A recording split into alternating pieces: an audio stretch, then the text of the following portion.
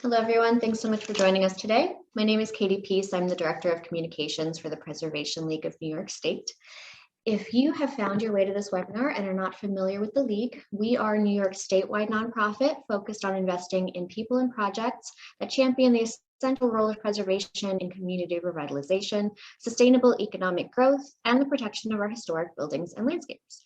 And the League does this statewide work in lots of different ways, including offering technical services, grants, including our signature Preserve New York and Technical Assistance grants through the New York State Council on the Arts, our 7 to Save program, which highlights endangered sites across the state. We actually just announced our 2022-2023 list, so that's exciting. You can check our website for that.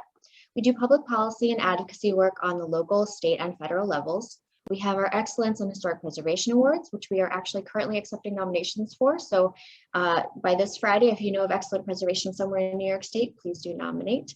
And we have a whole slate of online programming, including programs like this.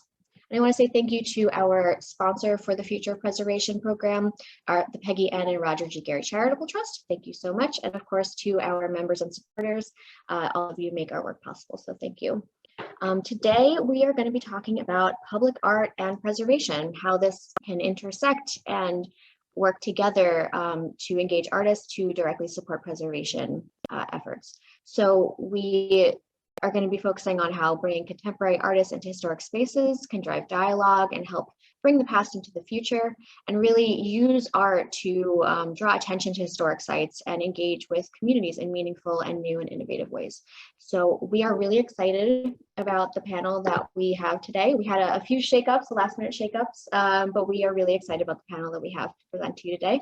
We're going to be joined by Emma Boast. She is a curator, public historian, and cultural planner, leveraging the power of public art to advance social justice and equitable community development. Emma is currently a program associate in the Office of the President at the Mellon Foundation, where she is working on their monuments program. Following Emma, we'll hear from Naomi Hersson-Ringskog.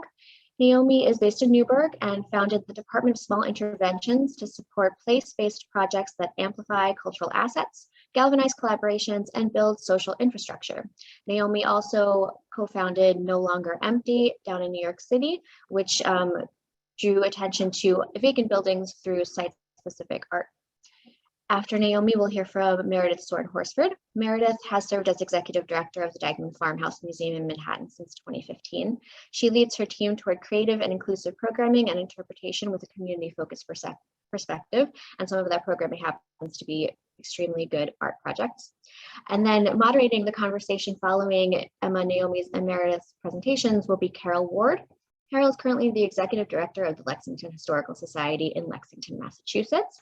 Prior to this, she had a long career in New York, including leading the Morris Jumel Mansion in New York City, where she organized several innovative exhibitions in that historic house museum. So we're very excited to have Carol moderate today's conversation. I do want to direct you to the Q&A box. If you have questions during anyone's presentation, please do drop it in the Q&A box. I will be monitoring the chat, so if you have general comments, you can drop them there. I can share links as people mention things. And this program is being recorded, so if you can't see for the whole thing or just want to share it after the fact, you'll be able to find it on our YouTube channel and on our website. So with that, I'm going to hand things over to Carol to get us started. Thanks so much, Katie. Thank you so much for all of our participants who are on here. Thank you to the Preservation League for inviting me, and a special shout out to my friend and mentor, Franklin Vignone, who was supposed to moderate today, but is in the middle of a move and recommended me for this. So I am so honored to be here with the panelists. And as Katie mentioned, we're really going to do a deep dive today in how preservation and public art intersect. And it's something that's near and dear to my heart. I'm a huge fan of all our panelists today. I'm excited to hear what they have to present, and then we're going to have a really great conversation after each panelist has about 10 minutes to present their specific projects. As Katie mentioned, if you have any questions along the way, feel free to put those in the Q&A, and I'll be monitoring that as well as everyone's presenting. And then as we jump off into our questions, if there's anything that sparks your interest or you want us to chat about further, we can definitely go further into any of the questions that we've prepared ahead of time. So without further ado, as we talked about, we're going to talk about the intersection of public art and preservation, and Emma is going to start us off. Thanks so much, Carol, and lovely to be in the Zoom room with you all, even though I can't necessarily see you. Thank you so much for joining. I'm just going to open this up.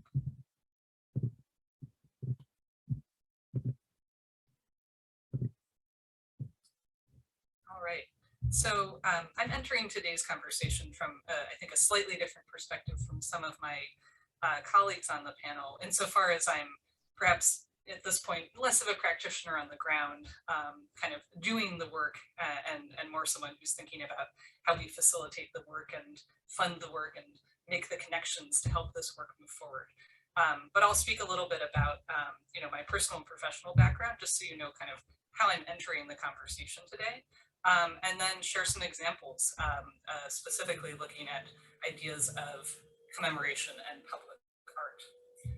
So I'm an interdisciplinary curator, public historian, now a grant maker, and I'm interested in the power of public art and public history to elevate and celebrate and amplify our shared stories, and also to help connect us with each other and the places where we live. Throughout my career, I've done this in a variety of ways. I've worked to shape and kind of advocate for more accessible and inclusive, joyful cultural experiences. Initially as part of the founding team of the Museum of Food and Drink here in New York City, which is a small interdisciplinary museum. And more recently, working in cultural planning in the greater Boston region in partnership with local governments, funders, nonprofits, and community members. And now I'm at the Mellon Foundation as part of the team working on the Monuments Project, which is a 5-year initiative whose focus is supporting arts and humanities projects that help us reimagine our commemorative landscape. So I'm interested in the stories that we tell ourselves about ourselves, where we've been, how we got here, where we're going, and the various ways that art and culture can help us do that. I think monuments, the public expressions of memory in our environment, are one way we can do that. And as communities around the country are grappling with how to address legacies and expressions of oppression in our commemorative landscape, I'd like to sort of argue for the value of what I'm calling historic activation as a strategy for re-examining our histories and also reimagining our future. And I think I start from the position that what we think of as a monument, the bronze, the granite, the pedestals, the men on horseback, are really temporally, aesthetically, and culturally specific phenomena. But monuments can be landscapes, monuments can be interventions, and monuments can be gestures. And I share these examples because I think that this expansive framing of a monument, what the Philadelphia-based public art and history studio Monument Lab calls a statement of power and presence in public, can help us break down some of the silos between public art and preservation, and again, help us do that reimagining of our commemorative landscape. This particular artwork, Karen Olivier's The Battle is Joined, which was the artist's response to a monument commemorating a Revolutionary War battle, and was displayed as part of Monument Lab's 2017 citywide exhibition in Philadelphia, demonstrates how a monument can be activated through public art to be something that, in this case, quite literally reflects all of us, turning a relic of the past into something that is relevant in our present moment. Her work also demonstrates the ways that public art is truly relational, shaped through participation and interaction and conversation and dialogue. And I think it's about seeing ourselves and our stories reflected in our environment. So it's less about the thing itself, but about the stories we tell about ourselves. And so public art can be a powerful vehicle for activating the past, making it come alive, connecting people with history in ways that I think few other mediums can. This image, which is a compilation of posters from paper monuments, which is a New Orleans-based project that was launched by Sue Mobley and Brian Lee in the wake of the removal of that city's Robert Lee statue. It pairs scholarly narratives and locally commissioned artwork to amplify stories that are often erased from or obscured from tellings of New Orleans' history. The project uses this incredibly accessible medium, the poster, to surface hidden narratives about the city and to open up the processes of interpreting and sharing those stories. And I think it also powerfully demonstrates how we might move beyond conceptions of monuments as the past to see monuments as expressions of the societies, people, and time periods who produced them. At the Mellon Foundation, we're learning from these sorts of projects and other examples of community-driven participatory public art to support folks who are working to tell fuller, more complex, richer stories about our past and who we are today, and who are engaging their communities meaningfully in that work. So just to share a couple of brief examples, in Alabama and South Carolina, the Weidman Davis Dance Company is engaging sites of antebellum space through dance. So these images come from some of their performances that use dance to help tell the layered stories of Black spaces in the South through time. Many of these spaces continue to be active in the communities where they're located, but that history is rarely memorialized or activated. And so to address this gap, Weidman Davis created a project called Migratus Ataraxia, which is an interactive dance-based performance staged in a building that was on a former plantation in Harpersville, Alabama. Funding from Mellon is supporting the dance company in continuing this work and expanding on their model with residencies in cities across the South that involve local communities and engage live audiences in these performances and in these histories as well. In Kansas, we're also supporting a very different kind of project, which is the relocation of an enormous 25-ton stone that has long held and deep spiritual and cultural significance to the Kanza people of the Ka Nation. This stone, Injuje Wahobe, was removed from its natural location in 1929, and since then has actually stood in a park in Lawrence, Kansas, with a plaque affixed to it dedicated to the pioneers, in quotes, of Kansas. In 2019, after many years of Ka citizens requesting the stone's return to its rightful place, the city of Lawrence issued a formal apology and is now actually, with a larger coalition of groups, including Ka tribal leadership, relocating the stone and ensuring that it is safely removed and again returned, especially to the land that is held by the Ka Nation today. And so if there's one thing I sort of take away from these quite varied examples, it's the fluidity of monuments' meanings and the incredible power afforded to us by public art and creative expression to help us engage with those meanings together in community so that we might encounter and understand our histories and our stories and also each other on new terms. Thank you all so much. I'm really looking forward to being part of the conversation and hearing from my colleagues on the panel. And thank you. Emma, thank you so much. That was such a great presentation. And I think it brought up a couple of the major themes that we're going to talk about once we get to our conversation about stories, legacies, and how the community plays such an important role in what public art we relate to and what we put on at our sites. So our next panelist is Naomi, and she will take it from here. Hi, everyone. Thank you so much for having me and having the opportunity to speak about my past and current work. My name is Naomi Hersson-Ringskog. I am the director. I'm the co-founder of No Longer Empty and the founder director of Department of Small Interventions in New York, in Newburgh.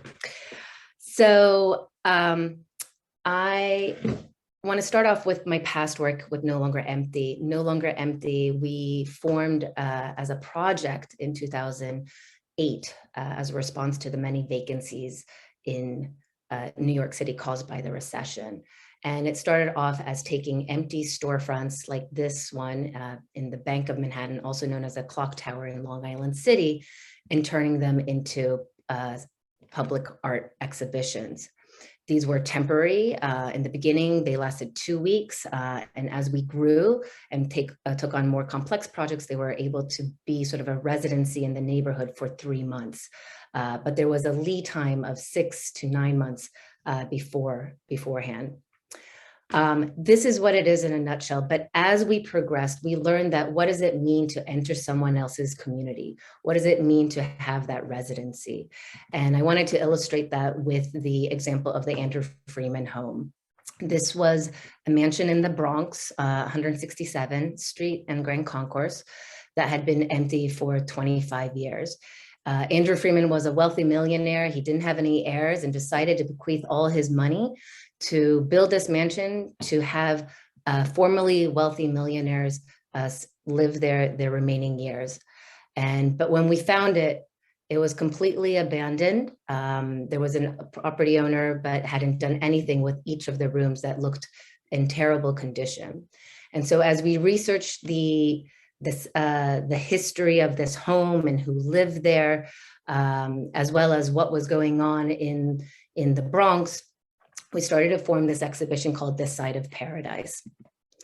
And what we did to each of these rooms, we gave them to artists who were then able to take over and transform. This is Days, who's a graffiti artist, who sort of created this magical world that you entered into the room. Or Cheryl Pope, who talked about the subtleness and the degradation of aging or this home with the Gilded Age disappearing.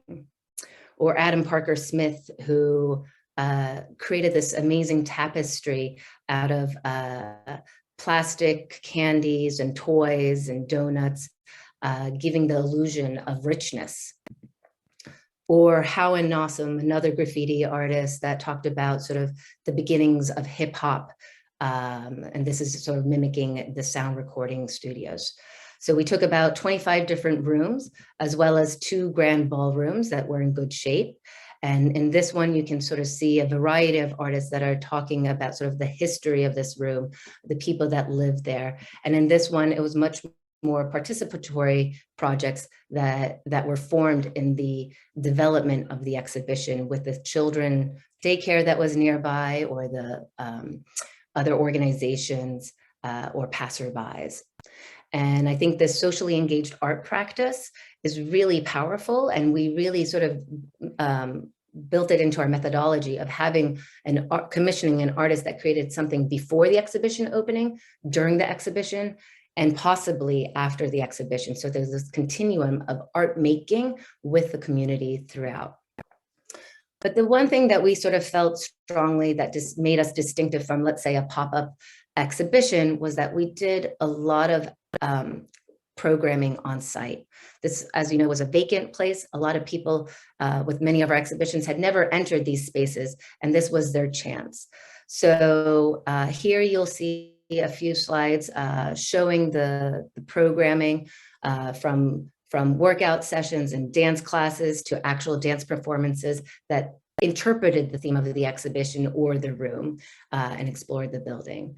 We did a robust outreach effort in doing a lot of tours. We had a robust educational program, as well as general outreach to give guided tours. And the picture above are the Riverside seniors, River Homeside seniors that actually remember this house when it's in operation. So they actually came back to a place that they were familiar with. And other programming like empanada making, cooking classes, or participatory theater to the left by Melanie Crean, or panel discussions featuring Borough Museum executive directors and what it means to do art in different communities. And lastly, we would always have a map that would be a springboard for other people to explore the area and to understand all the many cultural richness that exist in the Bronx. And this is sort of the methodology in a very simplified way of what we did for each individual site. I was the executive director for 7 years. And we did 25 exhibitions in that time. And, you know, in terms of evaluation, I mean, I think we really focused a lot in the beginning on numbers, how many people are coming and how many artists did we commission, how much money did we spend on commissions or in the neighborhood, making, you know, improving the storefront. But then as we became a more established organization, it was really about the qualitative. What was your experience as a visitor? What would you like this empty space to be? What, how did this change your practice, or what kind of network did you have as a result of participating in the exhibition? In 2016, I learned through Columbia University about Newburgh, a post-industrial city that's about 60 miles north of New York. And like many other Hudson Valley, this is a city that was a powerhouse, industrial powerhouse at the turn of the 19th century and 20th century, but then in 1960s had the urban renewal, which devastated the community. It took out the business improvement district, as well as made the city suffer and languish since then. And with that rubble, you sort of, there unearthed history, factoids like the Frederick Douglass visit in 1870. And when I learned about this fact, it was 2018, and there was 2 more years until there would have been the 150th anniversary. And a lot of the general public weren't familiar that Frederick Douglass came to Newburgh. And so with a group of organizations and individuals here in Newburgh, we started to do programming. And what's distinctive about this is here I was coming into a community as an individual, and instead of having this methodology of site-specific and collaborative programming, this was very much organic. And it was using just one factoid versus having all these other interpretations of the history or what was happening in the area. But still the same result happened. There was that outreach of trying to get many different people, many different voices to respond to that factoid and relate it to present day issues. And so we started off with Barbershop Conversations, where we read seminal texts by African Americans in different barbershops across the city, which then resulted in the local photography organization documenting these anchors of the community and really showcasing them in a gallery setting. We worked with the local print factory, Thorn Willow Press, and connected them with the Boys and Girls Club, who created these Get Out the Vote midterm election posters. We also worked with Naomi Safia Sandy, who led the Newburgh People's Chorus that sang Song of Resistance. And ultimately, this culminated in the 2020 anniversary. There were a number of other programs, but this culminated in the 2020 anniversary of Frederick Douglass. And because of COVID, we had to really change it, but there was a mural, there was a reenactment, there was music and speeches. And this project is actually still living. One of the members of the collaborative team has officially made the Barbershop Appreciation Day, which is a day of reading and celebrating our barbers in Newburgh. And some of the lessons I learned from No Longer Empty, as well as the Frederick Douglass, has informed my current project called Building Shells, Building Community. Newburgh, because of urban renewal, has a lot of different vacancies. In 2016, had 700 vacancies. And there are a myriad of reasons of why these are still vacant. The number has shrunken significantly. It's about 200 now. But when you have a building that doesn't have a floor plate or rooftop, what can be done? And so with my partner, Liz McEnany, we have created this project that seeks to make the government and bureaucratic processes more transparent. So we started off by doing the research and creating this bilingual toolkit that we are sharing with all the local organizations, both preservation, but also cleanup groups, as well as cat groups and other people that are trying to solve quality of life issues. So getting that sort of civic understanding of why our neighborhood has a building shell that hasn't been fixed up yet. And we have done community programming around that, which is, again, this idea of being grassroots on the ground and pairing it with cleanup days as a way of building conversations and building networks and getting to know people on that block. And this is culminating in an open call that we actually launched this past week called Building Shells, Building Community. We are giving $10,000 to an artist to do a creative intervention, whether it be art, whether it be landscape, whether it be design, whether it be socially engaged practice. It can be of anything, as a way of bringing attention to this building typology of building shells and figuring out how it can connect to the community. I forgot to mention when introducing Newburgh that Newburgh is a dynamic city. It's a historical city, but its current population is 60% Latino, 30% African-American, and 10% Caucasian. So with the influx of a lot of these new Americans, there's a real opportunity to understand the relationship of, Victorian architecture and sort of this immigrant-based community. And we're really excited to learn through the artist what that relationship is. So that was a little bit overview of the past work and the current work. Thank you. Naomi, thank you so much. Naomi's brought up a couple really excellent points that we're going to delve into deeper in our conversation a little bit.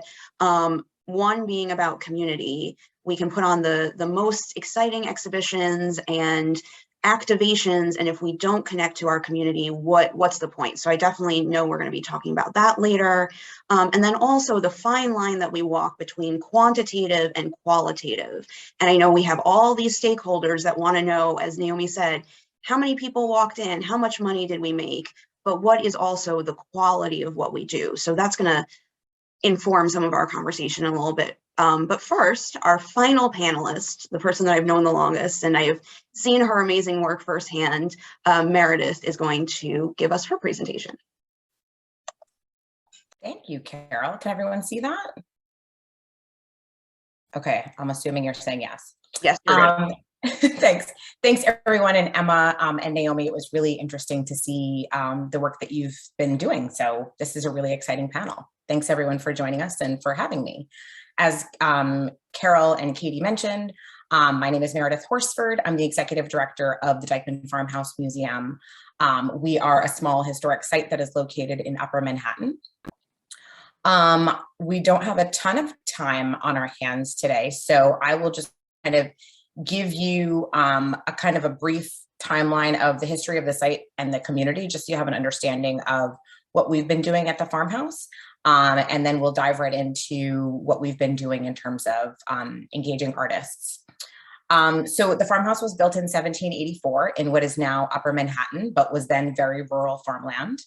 And at its peak, the Dikmans owned approximately 250 acres of farmland. And this is a neighborhood that was really not developed until the 1920s and 30s, which is hard to imagine. And with that kind of transition from rural to urban life in Manhattan, the Dikman farmstead had really diminished. And in 1915, descendants of William Dikman, who had built the farmhouse, sold the home to the New York City Parks Department so that it could be turned into a museum and preserved. And the Dikman Farmhouse Museum Alliance was officially formed in 2011, although previous nonprofit organizations had operated the museum for obviously a very long time. The museum is now operated by a team of 4 full-time people, including myself, and a board of directors that helps to operate the museum and fulfill its mission. And our mission is to support the preservation of the historic site, to be a catalyst for engaging adventuresome programming, and to be a good neighbor and a dynamic resource for the community. So in addition to Dikman family objects, our collection also includes objects found by amateur archaeologist Reginald Pelham Bolton, who did excavations across northern Manhattan prior to the opening of the museum in 1916. Many of the objects date to the Revolutionary War, as well as from Indigenous and Inwood family farms. Just a few historic pictures of the farmhouse just to show the kind of evolution of what grew up around the farmhouse. You can see in 1866, Kingsbridge Road, which is today Broadway, was a dirt road that ran directly outside of the front of the farmhouse. In 1915, Broadway was lowered and evened out and paved, causing the farmhouse to sit high above the main street, as it still does today. In 1924, you can see telephone poles starting to emerge along Broadway, and today on the bottom right, we're surrounded by apartment buildings.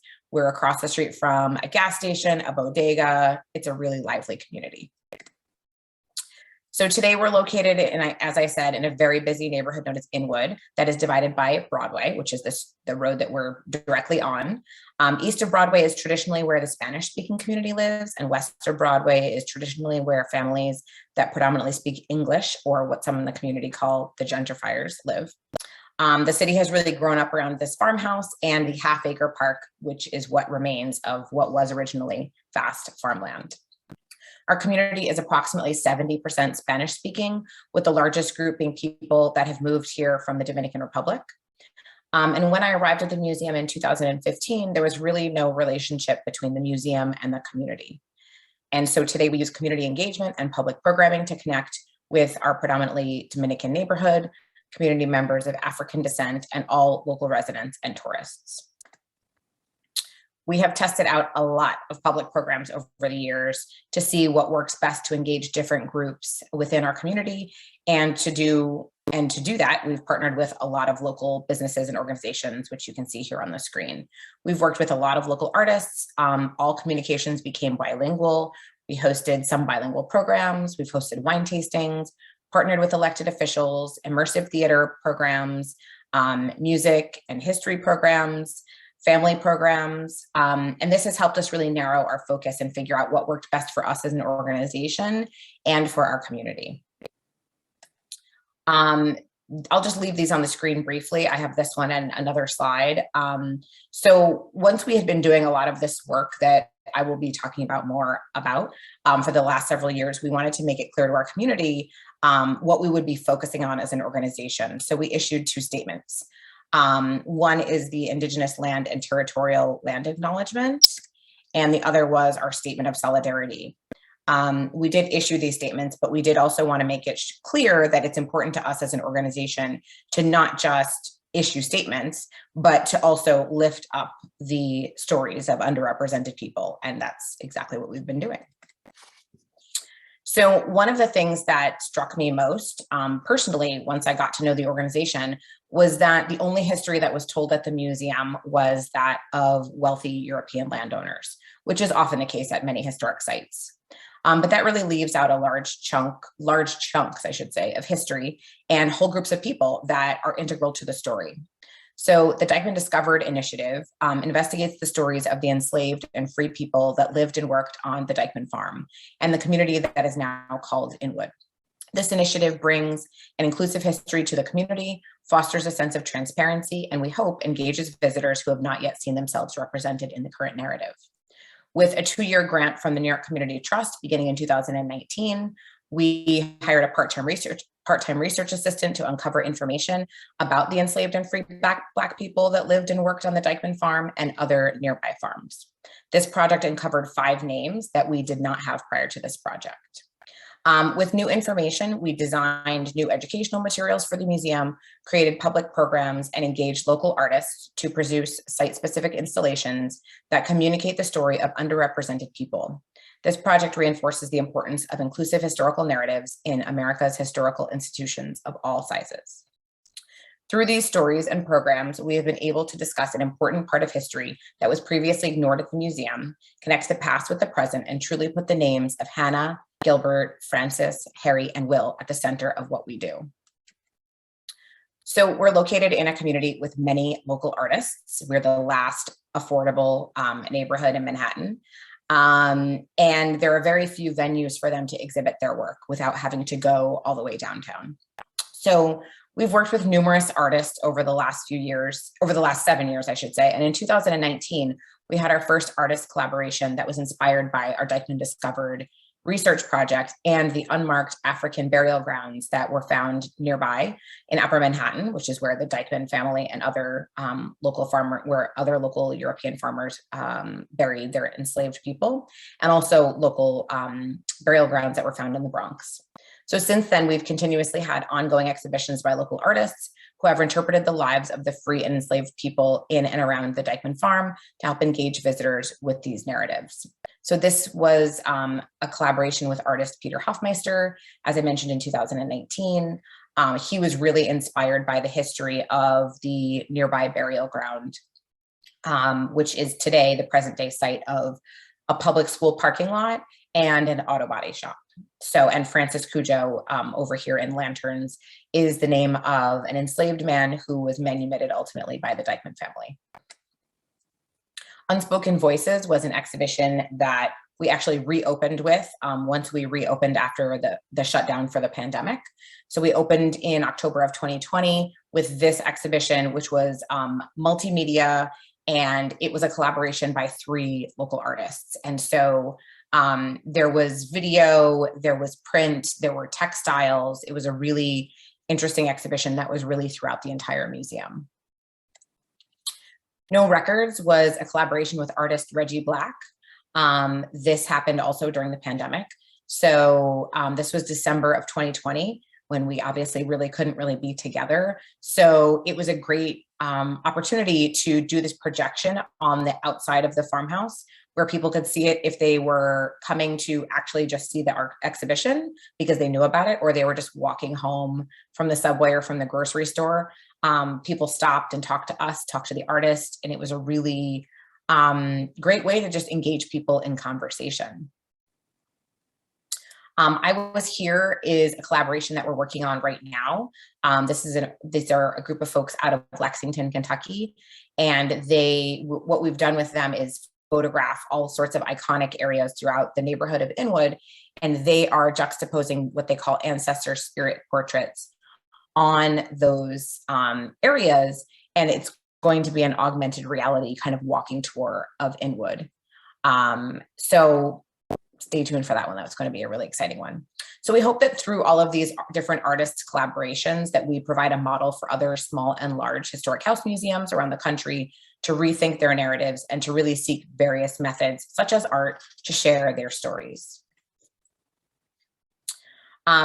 Through the artist collaborations that I just spoke about and all of the other public programming that we do at the Museum for the Community, we have developed great relationships with our local elected officials and other supporters from around the area. In partnership with the Historic House Trust and the New York City Parks Department, we will be investing in a capital project that is made possible with support from former Mayor Bill de Blasio, former Manhattan Borough President Gail Brewer, and former New York City Council member Edonis Rodriguez through advocacy efforts by the Dikman Farmhouse Museum Alliance. The goal of the project is to create more accessibility through an ADA compliant ramp onto the property from this sidewalk level, ADA compliant restrooms, and ramped access to the first floor of the museum. And as you can see, well, and I'll show you in the next picture, we're up on quite an embankment. So this will be an exciting project. The project will also include important upgrades such as a new roof and heating and cooling systems. The project also aims to provide universal access to the surrounding park for outdoor programming. So just to kind of show you what that leveling of Broadway did physically for the museum, you can see that the street level is right at the same level as the museum originally, or at the farmhouse originally. And now it's about 15 feet higher than the actual street level. So the elevation that appears today was constructed over 100 years ago. And now the farmhouse is only accessible by a steep set of stairs.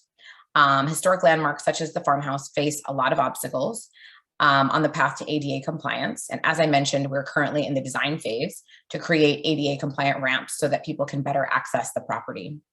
Although the museum isn't currently physically very accessible, there are many ways that we are always thinking about accessibility. So some of these include the size of the font on panels in the museum, languages spoken, providing virtual programs with closed captioning, a sensory garden, and programs for people with autism. We've used Dikman Discovered and the initiatives that have grown out of it to highlight the findings from our research process that dispels inaccuracies of American history and hinders African and Indigenous narratives. That art is a really useful medium to have these types of conversations around these topics, as visitors tend to be much more comfortable asking questions and starting a dialogue about the art versus asking questions and starting a dialogue about the actual subject matter. We plan to continue to create programming and art exhibitions that highlight the Black experience in New York City. We're also in the midst of an IMLS-funded reinterpretation.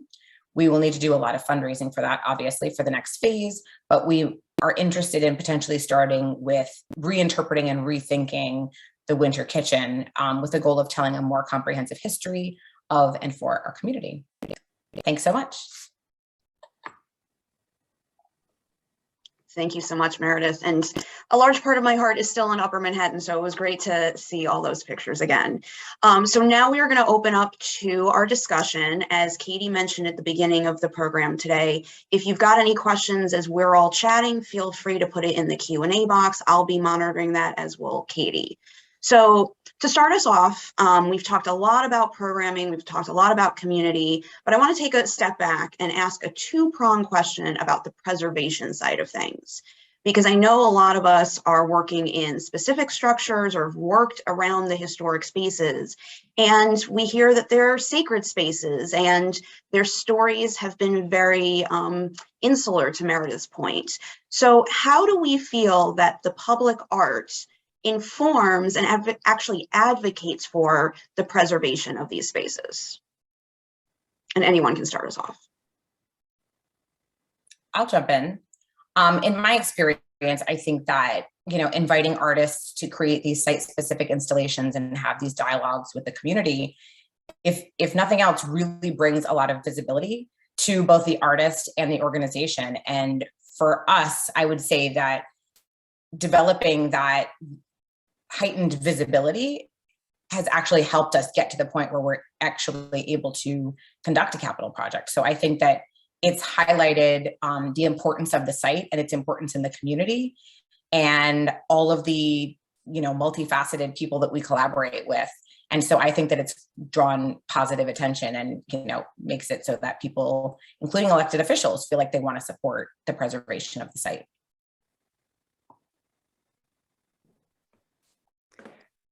I would definitely concur with that. I think that's part of the motivation of doing an artist intervention out on building shells, to bring awareness of that typology. And the no longer empty examples that I shared, it was also an interpretation, or how does the past connect with the future, and starting that dialogue. But the one thing that I don't think is often shared is that these fragile buildings, the building shells, they're very delicate, and there are a lot of regulations of what we can and cannot do.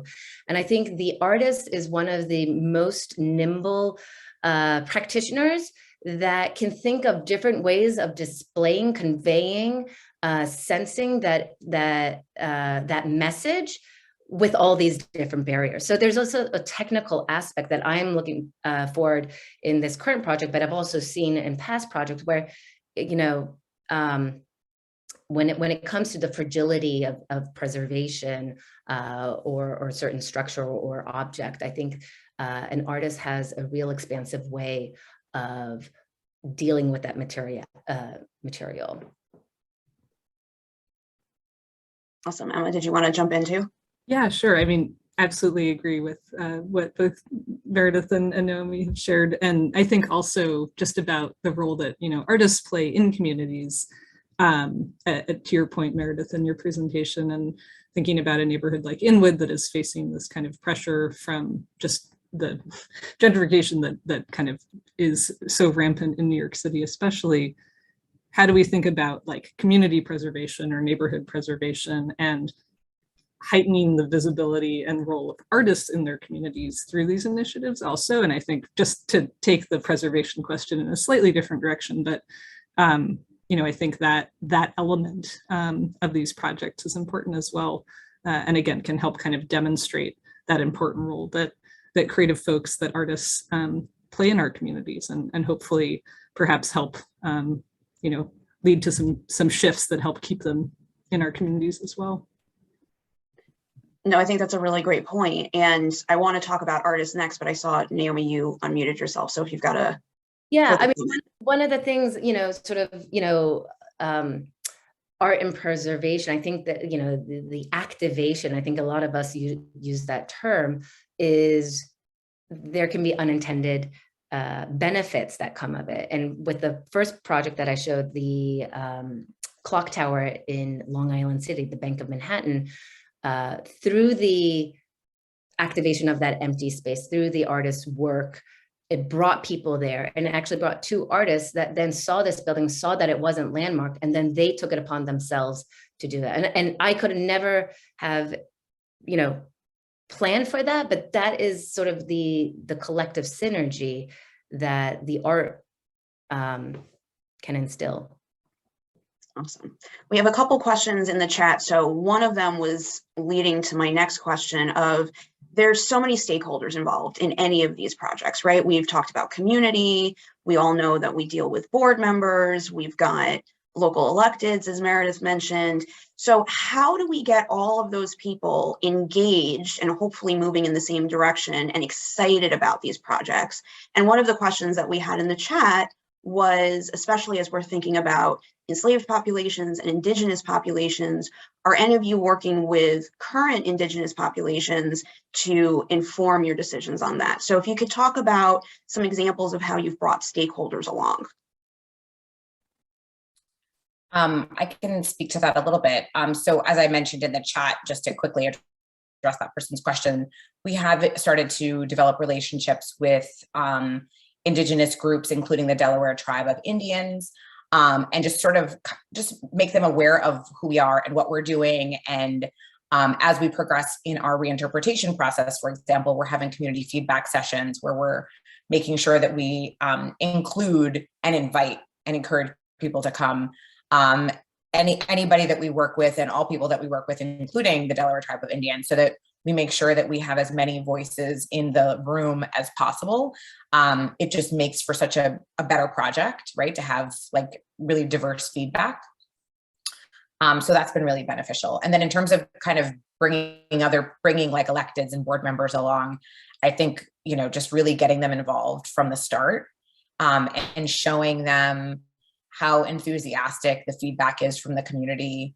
And then we're in this newspaper article, and then, there are all sorts of great things that kind of come along with it, public programs and other ways that we can engage new audiences. So I think that just kind of bringing them along throughout the process and showing them not just, oh, we made this much money, but, letting people know that, how you're serving your mission, and serving your community through those projects.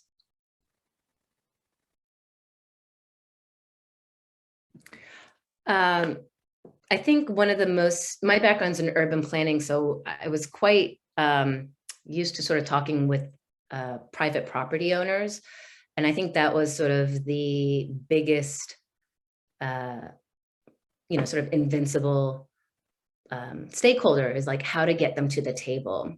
How to sort of get them to do something about their vacancy. And I think that introducing them to this model was a way for them to let down their guard, and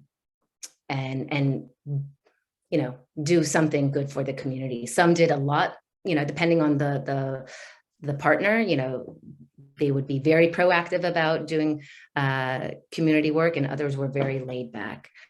But I think getting those people that are not necessarily proactive about being part of the community to the table is important. Mm-hmm. I'm happy to chime in on that question of kind of bringing people along as well. So when I was working up in Boston doing cultural planning, really during like the height of the pandemic, one thing that my colleagues and I observed was that it was really artists and or kind of curators or kind of creative connectors in communities who were leading those pandemic recovery efforts, because inherently they actually already had a really diverse network of connections in the community, because this kind of work, I think, necessitates that. You need to kind of know people in a lot of different pockets of wherever you're living, government and community, to get the work done.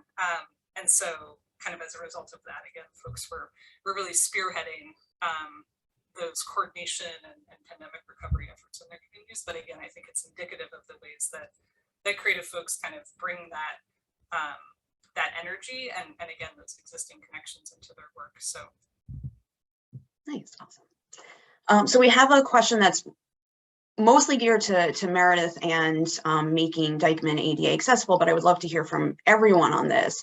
So historic houses in general are grandfathered in. There's rules and regulations that hypothetically they don't need to be ADA accessible, but all of us are trying to make them more and more accessible, both physically and, as Meredith said, with large scale labels, audio guides, touch screens, all of that good stuff. So the question is saying, you know, how many, do we know, Meredith, how many visitors are not coming because Dikman is not ADA accessible? And how did you roll that into the ROI when you're trying to get funding for it? I would say I don't really know, honestly, how many people are not coming because of our inaccessibility. We get the very occasional inquiry from a senior group or a school group or just, you know, a general visitor member of the community that would like to come to a program. And, you know, we're very honest with them about our accessibility challenges, right? Because we don't want someone to have a bad experience. You know, we're always offering as an option that we can open our side gate, which has fewer steps than the main entrance, but that obviously doesn't necessarily work for everyone. That can't accommodate everyone. So I don't know for sure how many people are not coming, but it's definitely something that people mention, like, oh wow, those stairs are steep, and you know, when they come. And of course we know that, but I don't even own the property, so there's only so much I can do. So I think that by creating the majority of our programming is outside, so that if people can get onto the property, they can come to our programming. But then, you know, we do things like projections and other things out in the community, show up at the farmers market, et cetera. So we try to make it so that, you know, people can get to us. Awesome. Yeah, and I'll just give an example for me as well. In 2015 at Morris Chamel, we did an exhibit with an artist who himself was in a wheelchair. And so we needed to be accessible for him to come in for the opening of that exhibition. And it was a new concept at that point to make the house accessible, because as Meredith said, there's side entrances and we had this crazy wooden ramp that we used on occasion, but we want to make sure that, again, the whole community can come in and experience what we're doing. Next question is for Naomi from one of our guests. Naomi, how were you able to get around the barriers of structural building issues to allow programming? Further to that, did you have funding and or stakeholder city partnerships to evaluate the safety of entering the buildings? And was there a shift in the beginning of the maintenance versus the end? Where did this question come from? Well, if I can just add to the last question, because accessibility, and it sort of leads into that had a lot of questions, but you know, there's the accessibility of language as well as visibility and access. But the other thing, just, you know, for No Longer Empty, our mission was to widen the audience for art. And I think through, you know, there is the art exhibit and opening the empty space, but there's also the programming, right? And having, whether it be educational program or having things that are tangential to the art experience, like cooking classes or financial literacy classes, or, you know, talks about union laboring and the history, you know, the history of that. They're just different ways that we were experimenting of bringing different people into that art experience. And I think the art and the preservation experience are very similar, but it's going beyond sort of the field and partnering, you know, in a cross-disciplinary way. And I think that is, that's what's sort of exciting about the Frederick Douglass project, how it went in many different directions. And I think this is the same that's happening with building shells. So to the question, One was that the core staff were all trained as being fire guards, which is very basic, very rudimentary, but it gave us an understanding of what we had to do to, you know, have the exits and the safety and the in case of a fire. Many of the times of our exhibitions, the fire department would do a walkthrough. Unfortunately, at the Broadway housing project, which was 2014 in Sugar Hill, just down the street from, sorry, Carol. Oh, first Jamel. Yeah, Jamel Morris Mansion. They came in and saw a beautiful Sanford Biggers installation of piano pieces on the floor. And they said, that's combustible material that has to go.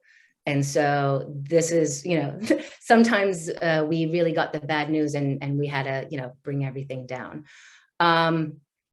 So, you know, it was being very sort of surrendering to the process of working with a non-traditional art space. It was doing whatever we could do to have a temporary certificate of occupancy and being prepared. And,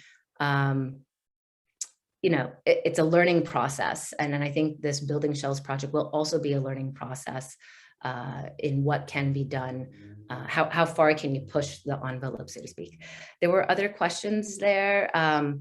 Did I cover them or? Yeah, the last part was kind of from beginning to end. Was there anything in the building that was changed or that was a really big kind of issue for you? In terms of the physical structure? Yep.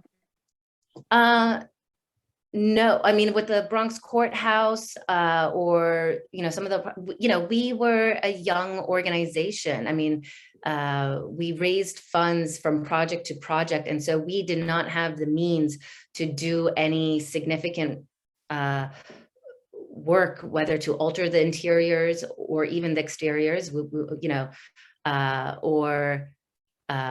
you know, I think when Building Shells project started, we really wanted to focus on the technical. How can we save? How can we stabilize these structures? And it's a very complicated thing, and you need heavy investment to do both the art and the community work as well as the stabilization or restoration or preservation. Awesome. So we have another accessibility question, which I love. So Meredith had mentioned the augmented reality project that she's working on right now. And one of our guests is asking, has anyone done any VR experiences to create virtual tours or experiences for people that might not be getting to the physical site? I'll jump in really quickly. Lexington Historical Society does have virtual tours of all three of our historic houses. And I know that those were used a lot during the pandemic when people could not visit the physical sites. And so I would love to hear if anyone else has done anything with VR or Zoom or anything that's made the sites accessible during the pandemic. And do you plan to continue them past us coming out of it? I'll start. During the pandemic, we put a ton of at-home resources and created a new kind of page on our website for kind of at-home resources for during the pandemic for kids and adults. And we also created a ton of virtual programs, and we are continuing that in a hybrid model. So, you know, we're having a lecture, for example, and people can come sit on the back porch at the museum, or if you're in the Netherlands, that doesn't really work for you, so you can attend virtually. We have not had any VR yet, but I would love to, but honestly, we can't afford it. So we will get there, and that I think would be a wonderful thing to put in there as part of our reinterpretation when we get to that point. Hopefully we can fundraise for it. Emma, have you done anything VR-wise with monuments or tours of the monuments that you've worked with? Not VR per se. I was thinking of one project that the foundation funded that was a collaboration between actually Snapchat and the Los Angeles County Museum of Art, but that was actually AR monuments. So still sort of place-based. So I'm happy to share a link to that in the chat though. And so we're all very positive people and glass half full. And as Meredith said, you know, we think about funding all the time, but what I always love when I go to conferences and when I go to panels is people admitting that not everything always goes right, right? So what are some examples of lessons that you've learned from something that just went off the rails or just did not go the way that you had anticipated? And again, what did you learn from it? What would you do differently? Any tips that you would give our audience? That definitely happens frequently. The best example that I can think of off the top of my head that relates to this project, these projects that we're talking about, is the projection on the side of the museum that I showed you that said by artist Reggie Black that said slaves lived here in English and Spanish. That was originally planned pre-pandemic, and the idea was supposed to be a projection in our winter kitchen, which is a small space, obviously inside. And then the pandemic hit, and we thought, well, we can't even be open legally to the public, let alone cram people into our little winter kitchen. So that was a complete overhaul, redo of the project completely. And it turned into a projection on the side of the museum, which I loved a million times more. So it ended up working out really well, and I'm happy we did. But, we just had to be really nimble, and then we just had to communicate very well with our funder and make sure that they were aware that whatever we propose to you, we actually physically cannot do. And so this is what we're suggesting, and they were happy with it. So just like in life, I guess you just have to be flexible. Emma, do you want to go next, or? No, feel free to jump in. Yeah, I mean, I think some of the people on the call may be familiar, but in 2015, we opened up the Old Bronx courthouse, and it had been empty for 40 years, a beautiful, beautiful structure. And like every project, we had come back to many of the organizations that we collaborated with, the Andrew Freeman home, and spoke with new people and new organizations, and had great community partners. And, we felt that we had done our work in that sense. And what transpired was that a small organization came and protested us and said that we were sort of a tool of gentrification. I think, it's not what we did from there is that we did really engagement with the organization. We listened, we hosted open talks, transparency. That was one way of sort of working on the issue, but it was also an understanding of, contested spaces. It doesn't necessarily matter how much the community is very varied, and it's a challenge to do community engagement work. I think it was a really hard low point, I think, in our organization, but it was also really important. And it's a process. It's working through these issues. They're really complicated. I don't have a good answer for, how do we stop gentrification? So that's my story. Emma, did you have an example that you wanted to share? Sure. It's, less perhaps directly related to some of the issues we've been talking about, but when I was, again, working up in Boston in kind of the cultural planning space, we were working on a project to work with a small city outside of Boston to help reimagine a vacant courthouse. Not maybe a particularly amazing structure, but something that was kind of just sitting as a shell in the community. And, but we were doing kind of community engagement around the project, which had been envisioned prior to the pandemic, and we had to really pivot what that engagement looked like. I think, to all of the points made by Meredith and Naomi, just about being really flexible and open, we took sort of a distributed approach to that work, and sort of partnered with community-based organizations in the city to host, instead of kind of one large event at the site, a number of smaller kind of conversations at the spaces, both virtual and physical, where these organizations were already doing their programming, to kind of hear more directly from their audiences, from their program participants about what they hope to see in this building. So again, less of a public art initiative, but certainly kind of to the point of being flexible in meeting people where they are, and the processes that you need to kind of move into to help reimagine these spaces was an instructive example, I think.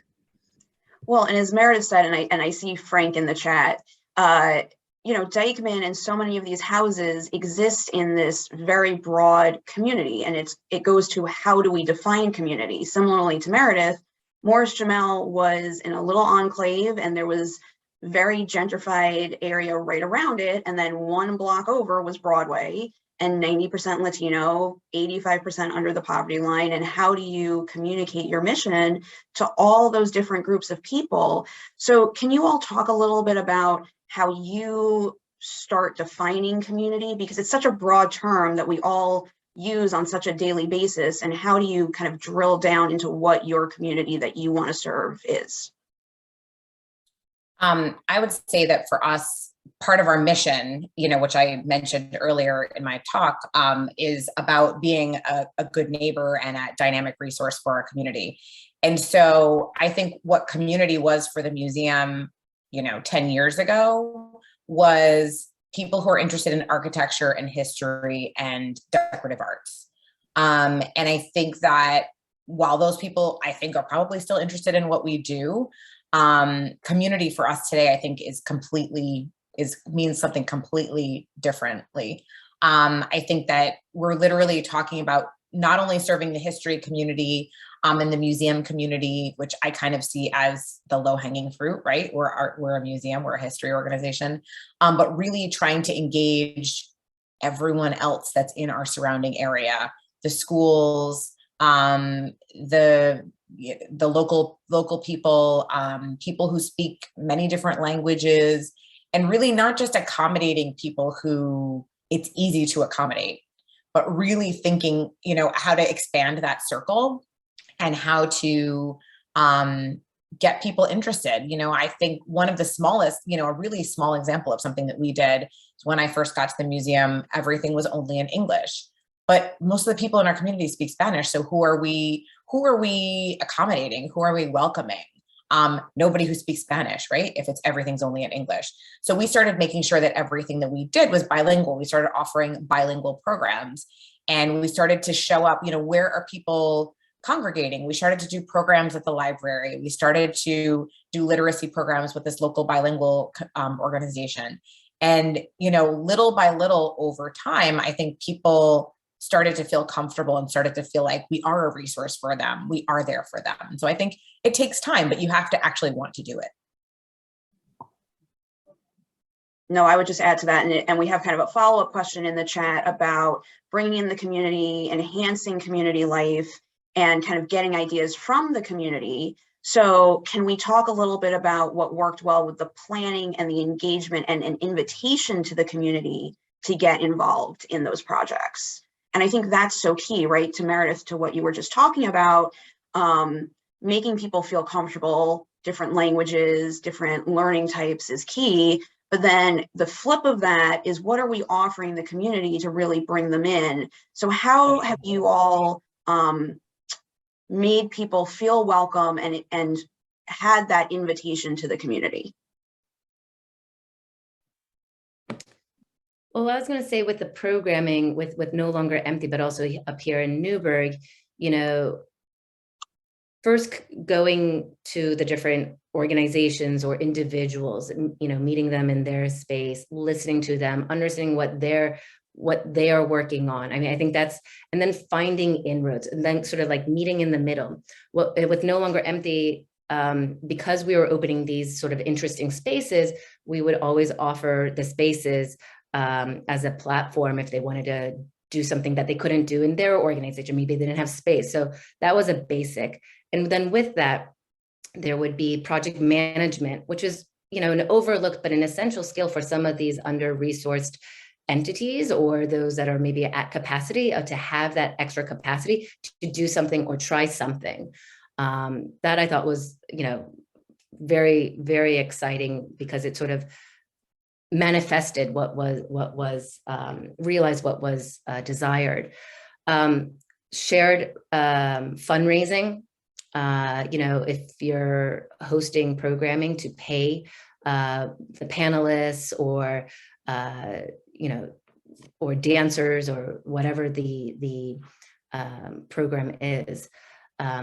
For us, we also, because of those maps, that was something that all of the anchoring institutions could have and distribute as well. So it's resource sharing, and finding ways that, how can we all benefit from this? But I think in a certain way, when you say community, it's very relationship based in my work. So it's very different. And sometimes certain people that you're collaborating, they might not be, on the best terms or whatnot. So it's really trying to work things out and being positively minded and doing it. Emma, did you want to? Aligns, I think, certainly with, to go back to the example I was talking about earlier of this project in Malden, Massachusetts. I forgot to name the city. We were kind of in a similar orientation, recognizing that it was kind of part of a government entity, and there was a lot of mistrust, rightfully so, of both local and state government in this community.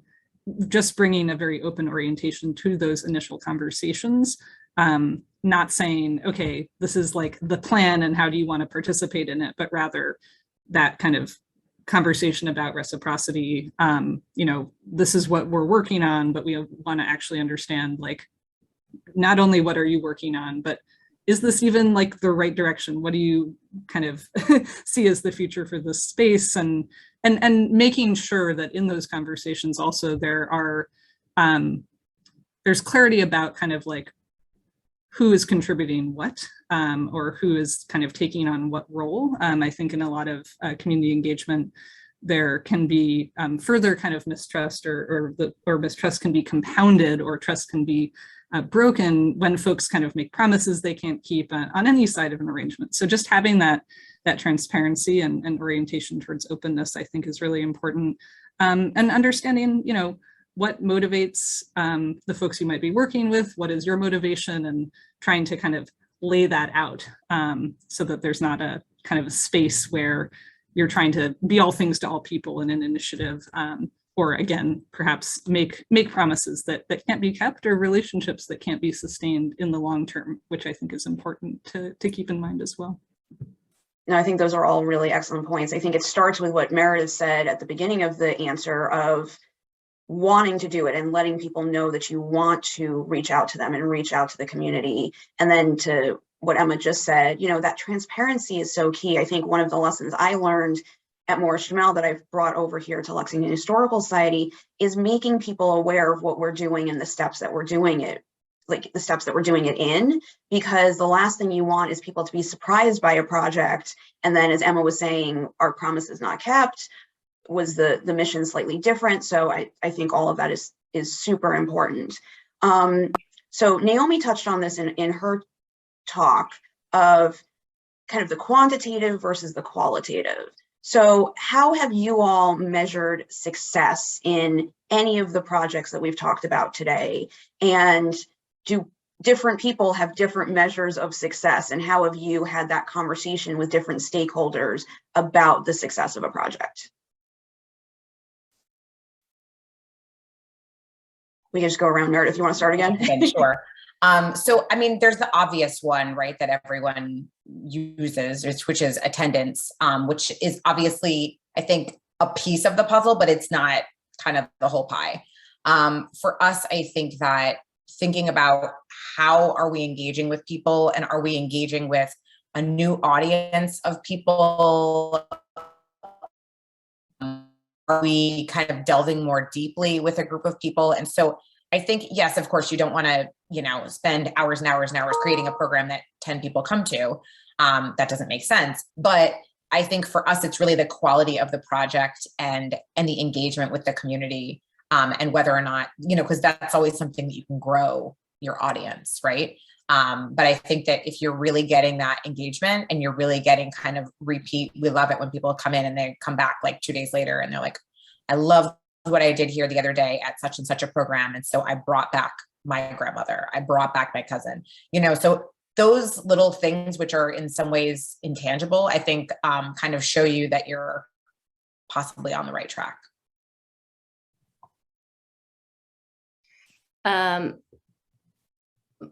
I don't know, with the urban planning hat, I got really nerdy about, evaluations and really wanted to hear from people, both the artists or the youth or, the aspiring curators and the attendees. I mean, building off of what Meredith said, we would be going from the Bronx to Lower Manhattan, to Jamaica, to Brooklyn. Our exhibitions were all across New York City. And I think one of the things that we were trying to measure is how many people are following us to different parts of New York City, that borough tourism. In addition to the person that came for maybe the opening, or maybe that didn't, came for the educational program and then came back for something else to show their family or to whatnot. But the one thing that I think is like, I couldn't really plan for or do well is like, what are the, how was this experience a catalytic experience for someone to become more of an art goer, or for something else like, going into that space, or, the preservation of a building. I think that that's sort of the ever-chasing dream that maybe artists and others have, which is keeps us on our tippy toes to keep us going and trying to keep improving our process. The magic. Definitely.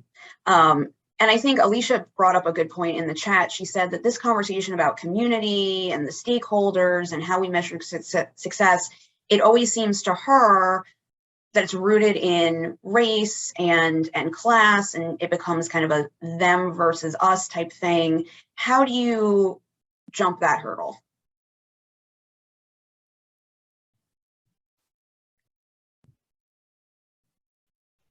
I think that's an excellent point, and really thank you for sharing that in the chat. I think to what I was saying earlier about sort of the durational aspect of these relationships can be an important element in helping to kind of mitigate that, I think, at least in my experience, which is to say, being mindful of extractive dynamics or sort of project-based engagements where it starts, it ends, and never shall we speak again. And of course, obviously, this is all kind of bound up in who is actually running an initiative. And I think thinking about kind of ceding that control, sharing authority, or even just saying, we are going to pay folks to like work on this thing or develop this thing, and really being open to that kind of, I would say it almost exceeds collaboration, but like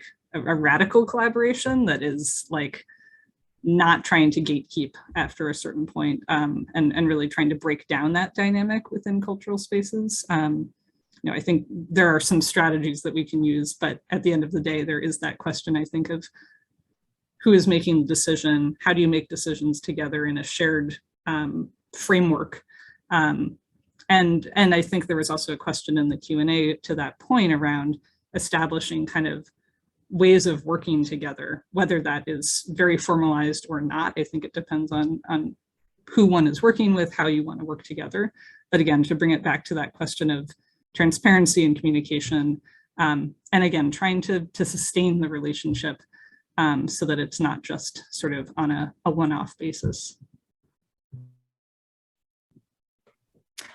I will say to sort of create dialogue, Emma, that in certain ways, I think managing expectations was sort of at the root of what we were doing. We sort of shared what was happening. I mean, but what was exciting is that one could, figure out different ways where it's appropriate of sustaining that relationship, whether that organization is doing something down in the South Street Seaport, or it depends also what the scale is. I'm sort of laughing because Newburgh is 4 square miles, 30,000 people, which is so different from what the landscape that we were working in New York City. But managing expectations, I think, is and that clear communication and transparency is the key to making these collaborations work. Meredith, did you want to add anything to that? Sure. I mean, I agree with what you both said already. I definitely think transparency is important. And I think that as we've kind of talked about, keeping people engaged along the way. And I think just being really honest, right? Nobody here is going into a program or a project saying, I know everything that there is to know about this topic. I think, having humility, ceding control, being willing to reach out to someone who might know more than you do about a topic, or I think also it's just really important to think of things from other people's perspectives and just make sure that you're going down the right path that might, you don't want to go down a path that seems okay to you perhaps as, personally, but you think about it and maybe that doesn't strike someone else in the same way. So I just think thinking about your audience, whether it's the people who actually come to your things or who you want your audience to be, and just being mindful of that. Awesome. So we're getting close on time. So I always love to kind of end any panel with some tips and tricks. So if there's anyone out in the Zoom universe who is thinking of doing a preservation public art initiative for the first time, that they're at a new organization, they're new to the business, what's 1 or 2 tips that you would give them from your experience just to get started on a project? It could be something, very specific. It could be a broad sort of thought-based situation, but a couple of tips that you would give them. Oh, go ahead, Naomi. It looks like you're about to say something. Yeah, well, it's for me, the automatic is the project management role is integral. Having a clarity of how that can be in place, because collaborations are a lot of work, and like I said, managing the expectations and following up on the tasks that need to happen, or the due diligence. So just putting that on the forefront and talking openly about it with everyone. How are we going to do this together? Who's going to do the marketing? Who's going to do the invitations, and how are we doing together the outreach? Like, that's just critical. I would add to that. I think one of the things that I've kind of learned over the years, and that I think has worked well for me, is just really being open-minded and thinking about having conversations, have as many conversations as possible with as many people as possible, because I feel like you just learn so much, and you can learn something about your community or your organization that you just never knew and never would have learned. So, and I would say that is from like the place where you stop and get coffee in the morning, and the person who works at the, at the counter, to like an elected official. I think just have conversations with anyone and everyone. And I think that would help guide your process.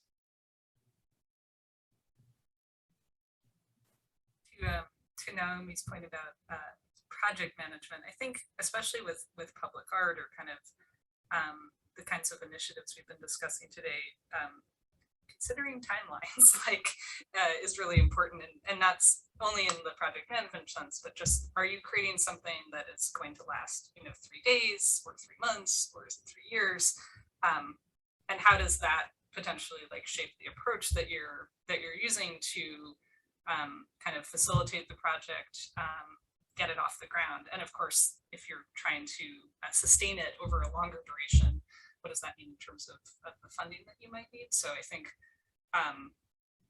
just that kind of temporal element, and being very clear at the outset about what is the duration of this engagement going to be with this intervention or installation. Can I also ask if there is a project that you're doing that it may be worthwhile to have a community of advisors, sort of a guiding brain trust for a project. That is something that I've used in a number of different projects. Again, it sparks those conversations and insights. And lastly, I mean, it's important, even if it's, a small amount, to figure out if there's a way of stipending them for their time and that role. And I think that's something that, ubiquitously in the preservation and the art world, like how can we really show our gratitude and thank people? And usually, that can also be done through funds. So we need to get more funders to preservation and art world. Amen to that, right? We need more money for the arts for sure.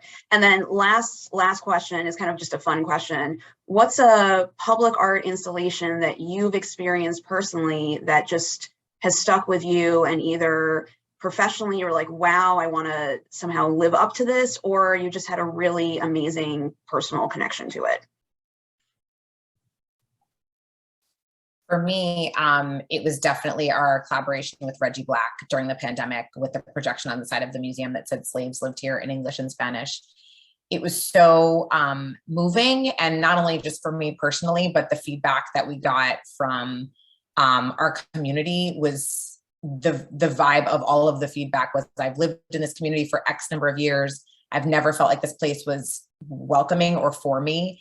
And I saw this, and now I'm coming to your next program because now I feel like I have a connection to this place. Now I feel welcome in this place. And, you always get those, few negatives from the internet trolls, but they're far overshadowed by the really wonderful, engaging, positive feedback from the community. So that one's for me.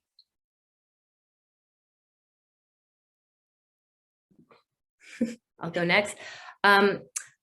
It's really difficult for me to say what's my favorite or most impressionable. I mean, I think No Longer Empty and the work here up with the Frederick Douglass have all been rich, but I will say that I'm always interested in adaptive reuse, and there's an artist that took over a space in Monticello, which is Sullivan County, just north of Newburgh.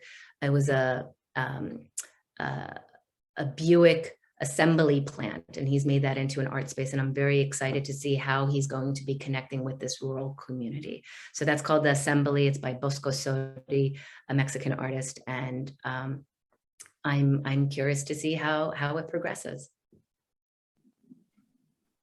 Emma, what about you? I always have trouble with these superlative questions. I'll share a story about something I actually just saw this past weekend. I was up in Providence, Rhode Island for something called PVD Fest, which is an annual kind of citywide arts and cultural festival.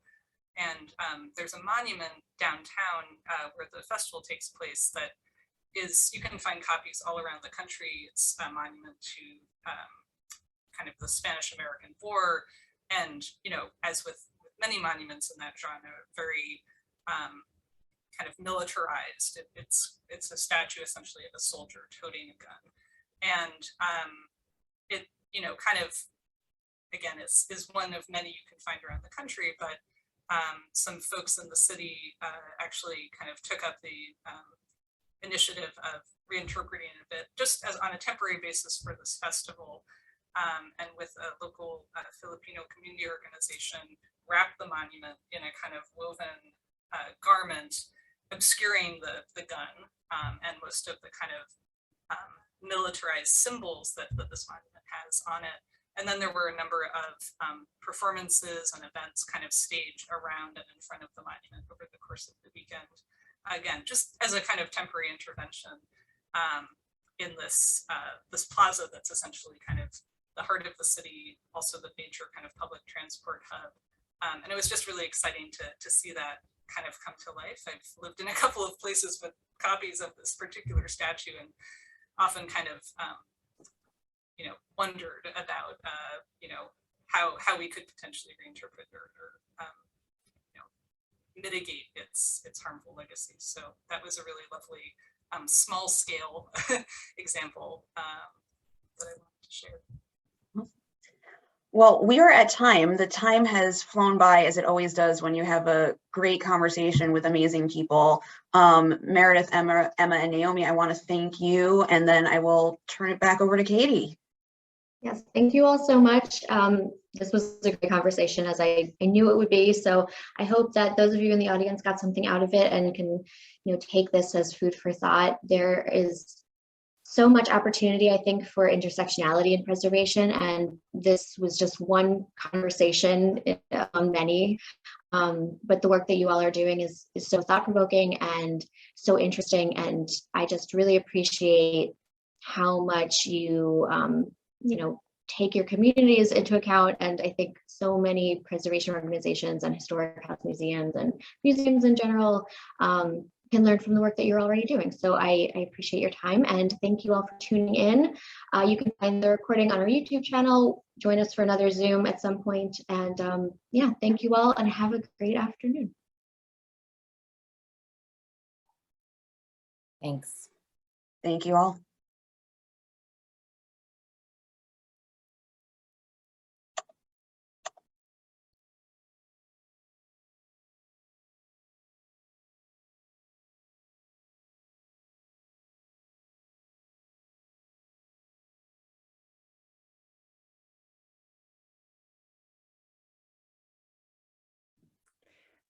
Emma, Meredith, Katie, lovely to connect. Thank you for,